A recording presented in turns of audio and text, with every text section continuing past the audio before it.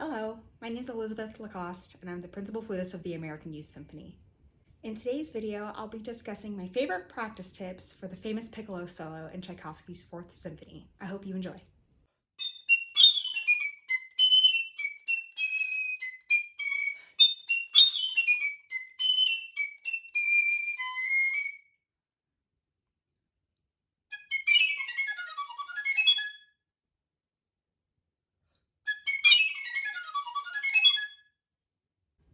So you might have noticed I have these weird things in my ears. So it's really important for piccolo, and I wanted to make it a point that this was the first point that I talk about.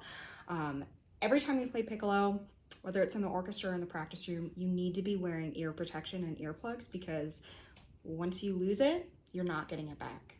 So make sure that you either get these little disposable earplugs, which I'm using today. I think I got a pack of these really cheap at my local grocery store, and these are absolutely essential in every piccoloist and flutist's instrument case. So we need to make sure that we have ear protection because this is in the stratosphere of the piccolo. It's really high, and even if you aren't able, let's say you're in a pinch and you don't have earplugs on you, whether it's these or the really professional ones that mold to the inside of your ear.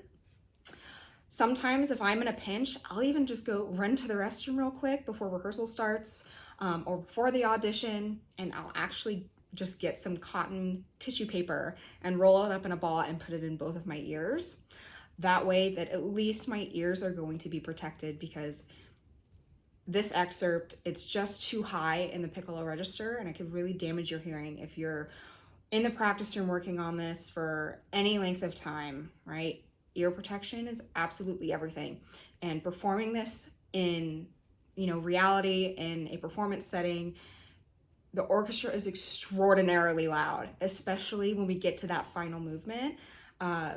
Even if you weren't playing piccolo, we need to be wearing ear protection. It is so important. Make sure that you have earplugs in your instrument case for this excerpt, for any piccolo excerpt, and just in general as a musician.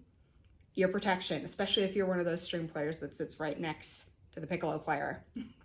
So for this portion, I'm actually going to be having just one earplug in so I can actually, I'm not screaming talking to you guys. So, this is relatively a short excerpt, but it's really broken into two different sections. So we have the Menemoso, the first chunk, which is at the slower tempo.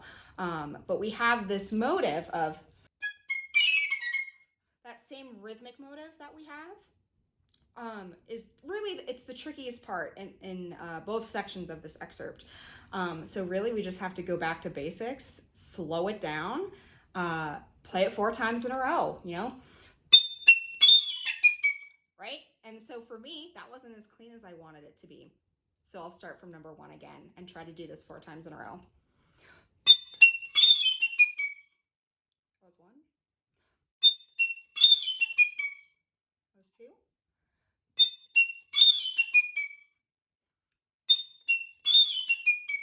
Right?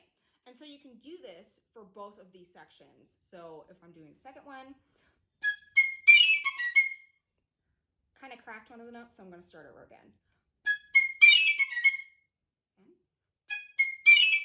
Right, and I'm noticing all these little tiny cracks that are happening in my sound.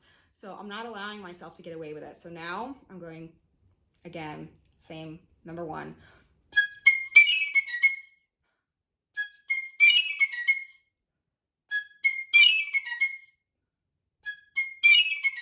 Good, so that was 4 times in a row that I got it, all 4 times.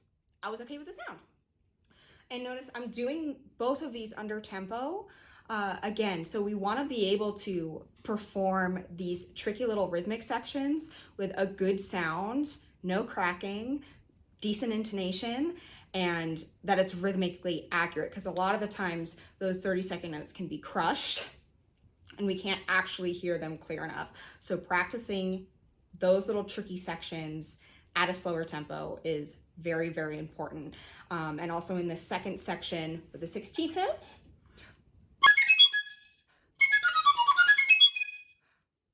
right? So that A flat at the end, I cracked.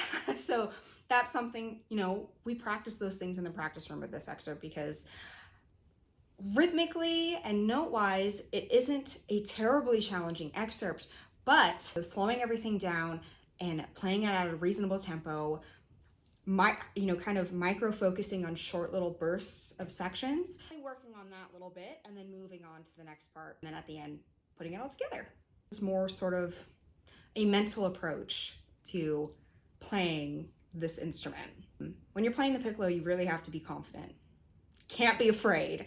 And I know it can be really scary because everyone can hear you when playing this instrument. But with this excerpt from Tchaikovsky's Fourth Symphony, you're taciting the entire first two movements. You're sitting there forever, and you have to come in on a triple octave A natural on here. Fortunately, we have a double F beneath, so we can come in loud and proud, and that's the way we have to do it. You're gonna be heard. And I think having that confidence when approaching not only this excerpt, but just playing the piccolo in general, it's so important, because you just kind of have to accept that even if you're playing pianissimo, just because of the harmonics of the instrument and how much treble is in the sound, you're going to be heard. So it's just a given. So when you're coming in on this excerpt, it's different in a performance setting. You're taciting for a whole first of the two movements, in a rehearsal or the actual performance, and versus an audition where, you probably played a flute excerpt before this and they're going to finish with the piccolo one. So you're already warmed up. You've already been playing. And that is actually a little bit easier, I think, personally, to play this excerpt in an audition, because generally they're not going to ask for this first on the list when you walk in. It's going to be the flute excerpts first. So this is going to be one of the latter excerpts that you play on an audition list. And we kind of have that advantage of being able to warm up through those other excerpts. So by the time we get to this, we're already warmed up, we're ready to go. Maybe our nerves have subsided and we're not really thinking about so much about, the physical reactions we're having from being nervous. It's just, we're there, we're playing, we're ready to go. I hope these practice tips were helpful, and I wish you all the best on all of your future auditions and performances where you might be playing and have the pleasure of playing this excerpt from Tchaikovsky's Fourth Symphony. Thanks again for tuning in, and I will see you in the next video.